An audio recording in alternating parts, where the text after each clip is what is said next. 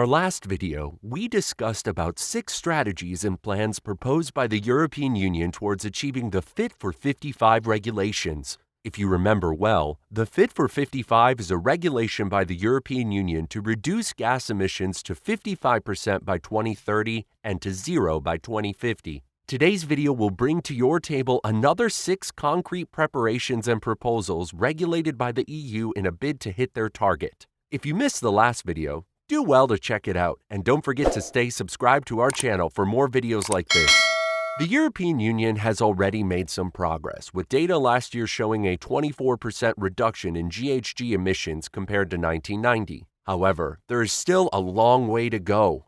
The EU is still on the lookout for potential winners of green suppliers and companies that work on sustainable innovation to ensure the advances and proposals. Quickly, let's unwrap the other 6 stocks. The first on this list is older technology, Knorr Bremse and Trainline. Transport technology like railway is not left out in the reformation plans. Railways can help reduce air pollution and CO2 emission. Europe already bagged herself one of the longest and most dense railways in the world, which makes us assured that the increment of trains to replace other transport modes will be possible. Since much people find train more comfortable and secured way to travel, the need becomes more crucial. However, making more trains is not an easy task.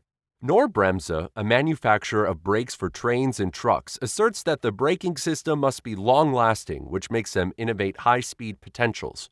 We believe that the invention of standard and accurate brakes for trains will help reduce emissions. Moving to the next, we consider energy-based taxation. Presently, the European Union's tax code is based on volume, which means that the most polluting fuel will be taxed the highest. It is also expedient to tax fuels based on their energy and content, which means energy used in producing fuel have to be free of emissions. The proposal headed by the EU's Taxation Directive, or ETD, is addressed to remove outdated exemptions and incentives for the use of fossil fuels. We strongly believe that with the way the Energy Taxation Directive set out structural rules and impose higher rate of tax on polluting fuel, it will cause companies about the properties used in fuel production, and this will reduce emissions in fuel. Also, there is a need for the expansion of EU's Emissions Trading System, or ETS. The European Union's Emissions Trading System, or ETS, is responsible for the allocation of tradable credits for industries. The emission trading system in use takes up to 40% ton of the European Union's total greenhouse gas emissions, but there is a new proposal that bid to increase emissions. We opine that the new proposal to increase covered emissions to 61% will make substantial reduction of emissions. By the time the scope of covered area is expanded, like added shipping, and a new separate emissions trading system is created for fuel distribution, it is assured that the 61% emissions reduction is at hand. Another expedient step proposed by the European Union is changes to Effort Sharing Regulation, or ERS. Industries' emissions that are not covered by Economic Trading System, ETS, are regulated by the Effort Sharing Regulation, or ERS. The regulation holds the duty of dividing climate responsibility between member states, wherein the division is based on a member state's per capita contributions to the Fit for 55 target. This proposal will strengthen the emissions reduction target of each member state and also enhance the present 10% greenhouse gas, or GHG, reduction to increase to 11%. We believe that with all hands on deck, the emissions target is assured. Increment of windmill capacity.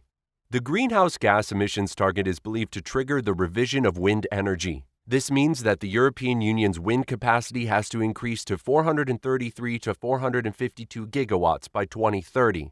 That's 316 to 374 gigawatts onshore and 73 to 79 gigawatts offshore, in order for 38% and 48% target consecutively. The increment of wind capacity turns out to be 90 gigawatt more than the pledged agenda of 2030 National Energy and Climate Proposal. Since the EU wind energy sector supports 300,000 jobs, generates 37 billion British pounds European gross domestic product, and 5 billion British pounds in local taxes, it is believed that the accelerated build-out of wind capacity will be significantly beneficial to the populace and to the proposed target. The last but definitely not the least on this list is Economic and Financial Reshaping. The debates and negotiations of proposals among member states are expected to last for approximately 2 years. The execution of European Union Green Deal and regulatory efforts in the last 2 years has been to reform the economy. We believe that the reformation of economy will surely promote sustainable finance both now and in the future. The proposal will lead to the reshaping of Europe's economy, which will make a huge impact on European companies. The impact on European companies will also lay greater demand on manufacturers and producers to produce more innovative products and business models. It is also crucial to take into account factors such as costs and competitive pressure, the strength of the business model, and of course, valuation, which will boost the economy and promote promising finance. Considering the proposal plans and strategies adopted by the European Union Commission, we are 100% assured of 55% reduction of greenhouse gas emission by 2030. And if this continues, the European Union will certainly be climate neutral by 2050, thus making Europe and the world the safest place to live in. How do you see today's video? We hope you've been thoroughly informed. Drop a comments below and do not forget to like this video.